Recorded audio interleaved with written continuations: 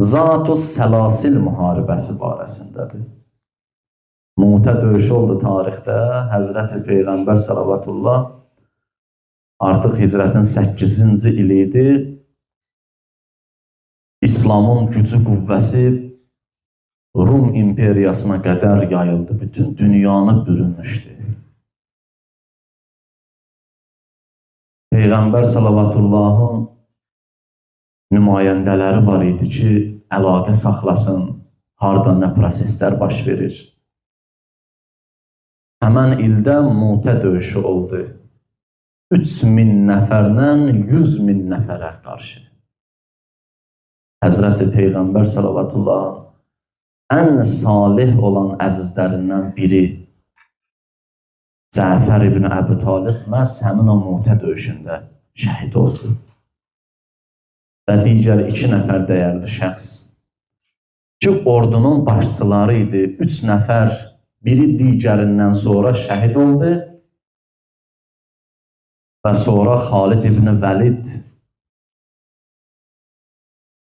orduya başçılıq elədi, sərkərdəlik elədi və bir taktika işlətdi ki, qarşı tərəf elə bildi ki, əlavə güc qüvvə gəlib və özləri döyüşdən geri çəkildilər.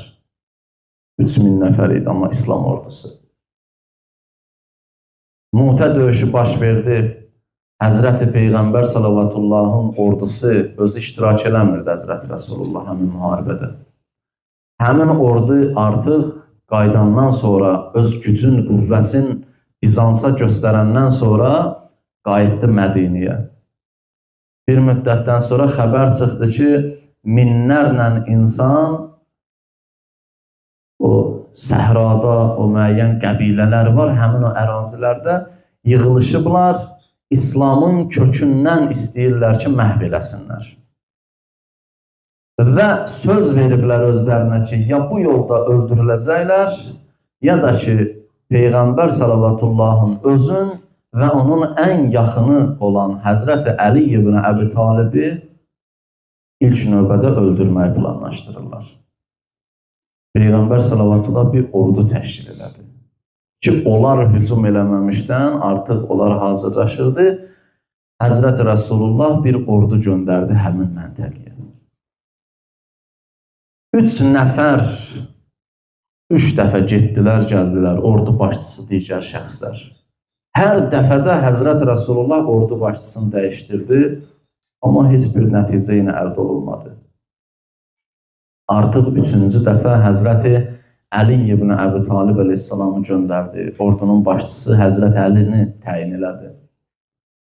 Həzrəti Əli əleyhissalam istiqaməti dəyişərək, hətta gecələr hərəkət eləyirdi ki, gedib çatsın həmən ünvana ki, səhrada görürdülər də, gizlənirdilər, görürdülər, ordu gəlir, xəbər verirdilər və onlar da müəyyən o tədbirlərin görürdülər.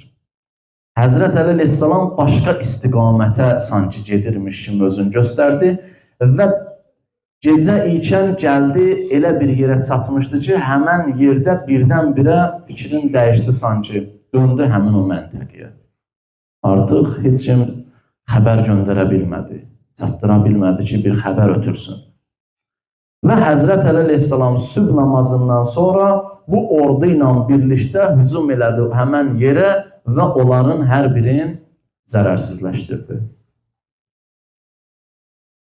Və Quran-ı Kərimdə bir surə nazil oldu. O surədə Adiyat surəsidir. Kiçik surələrdən biridir. Buyurur, Vəl adiyat-ı dabha, and olsun tövşiyə qaçan atlara. O atlar ki, onlar müqəddəs amal uğrunda gedirlər, istifadə olunurlar. Allah həmin atlara and içir. Cihad ən alim, müqəddəs bir amaldır. İslamda ən böyük dəyərlərdən biri də cihaddır.